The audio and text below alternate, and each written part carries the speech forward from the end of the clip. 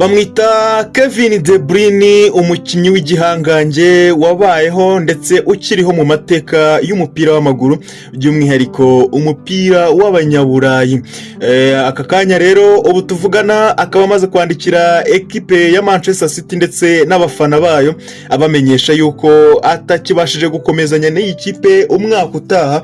Avuga yuko ino sezo ariyo ya nyuma ayitwa umukinnyi wa Manchester City. Uyu mugabo rero ukomoka mu gihugu cy'Ububiligi umaze kugira imyaka 33, akaba yabarizwaga mu ikipe ya Manchester City kuva mu mwaka wa 2015, ubwo ikipe ya Manchester City yari imuguze mu Budage nyuma yuko gukina mu ikipe ya Chelsea byari byaranze, bikaba ngombwa ko Chelsea imugurisha mu Budage ikipe ya Wolfsburg. Iyi kipe ya Wolfsburg rero akaba ariyo Manchester yamuguzemo mu mwaka wa 2015, zimwe mbere yuko Pep Guardiola aza mu Bwongereza bakubakana ibigwi mu ikipe y'i Manchester. Uyu mugabo rero mu ibaruwa ndende yanditse akaba yanditse ati Dear Manchester, ati ku nshuti zanjye z'i Manchester, ati mukibona ibingibi, ati muhise mumenya aho biri kwerekeza. Ati rero reka no kwizimba mu magambo, ahubwo reka ngushe ku ntego. Ati mwese murabizi, ati mwese mubimenye yuko aya ngaya ariyo mezi yanjye ya nyuma nitwa umukinnyi wa Manchester City. Ati rero kwandika ibi bintu nk'ibi ntabwo biba byoroshye, ariko nk'abakinnyi b'umupira w'amaguru, ati tuba tubizi ko uyu munsi nk'uyu nguyu uzageraho ukaza. Ati rero uwo munsi tuba tuzi twese, ati n'uyu nguyu, aka kanya uyu nguyu n'uyu. Ati rero ati nta wundi muntu wamuteganya kumvaho ibi bintu, ati ndagira ngo aba ari nge wa mbere mu byumvana aho kugira ngo muzabyumve ahandi. Ati umupira w'amaguru, ati watumye mwese mumenya, ati kandi watumye abantu bo muri uno mujyi bose bankunda, ati kandi byatumye umupira w'amaguru kandi watumye ngera ku nzozi zanjye. Ntago rero nari nzi ko ibi bihe nk'ibi bizabaho ngo bihindure ubuzima bwanjye. Uyu mujyi, iyi club, aba bantu bampaye buri kimwe cyose nari nkeneye kugira ngo mbe umuntu w'umugabo, mbe Kevin De Bruyne muzi aka kanya. Ati nta yandi mahirwe mfite, ati uretse gutanga buri kimwe cyanjye cyose nari mfite nanjye kugira ngo bahe bishimwe. Ati ariko se muzi ikirenze? Ati ikirenze nuko natwe twatsindiye buri kimwe cyose cyashobokaga ko twatsindira. Ati wabikunda utabikunda, ati iki nicyo gihe cyo gusezera nkavuga goodbye. Ati Suri Rome, Suri Mazon, Michelle and I are beyond grateful for what. Ati ubwo nyine yavugaga abana be ndetse n'umugore we, bavuga ati twese twishimiye ibyo twagezeho ahangaha, aha hantu twahabaye nk'umuryango. Ati kandi abantu b'i Manchester batubereye umuryango. Ati Manchester, ati izahora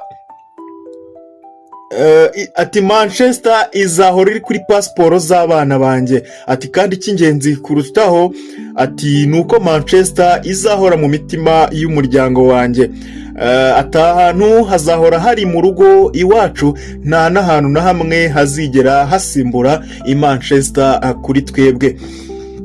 Ati ntago twabona uko dushimira uyu mujyi cyangwa se club cyangwa se abastaff bacu cyangwa se abakinnyi twakinanye, ati ndetse n'inshuti zose n'imiryango yose, ati twabanyemo hano muri uno mujyi wa Manchester mu gihe cy'imyaka 10 yose duhora tuzengurukana umunsi ku munsi. Ati ntago twabona uko tubashimira. Ati buri nkuru yose rero igira iherezo. Atariko reka mbabwire ko iyi ngiyo ino shapitire niyo nziza cyane muri ino nkuru yanjye. Reka twishimire aka kanya gatoya dusigaranye tukiri kumwe nk'abakunzi ndetse n'abakinnyi ba Manchester. Ati urukundo rwinshi cyane, yari Kevin De Bruyne. Kevin De Bruyne rero ntabwo ari umukinnyi woroshye cyane, kuko ni umukinnyi ufite byinshi yagezeho muri uyu mujyi wa Manchester City. Nkuko nabibabwiye, akaba yarayikiniye imikino 280, ayitsindira ibitego 70 ndetse anatanga imipira yavuyemo ibitego 118. akaba yarabaye umukinnyi wa sezo inshuro ebyiri muri 2021 2022 ndetse na 2019 2020. akaba kandi yaratsinze ibitego by'ukwezi inshuro ebyiri muri sezo ya 2019 2020 ndetse na 2019 2020 yatsinzemo ibitego bibiri byatwaye igihembo cy'igitego cy'ukwezi.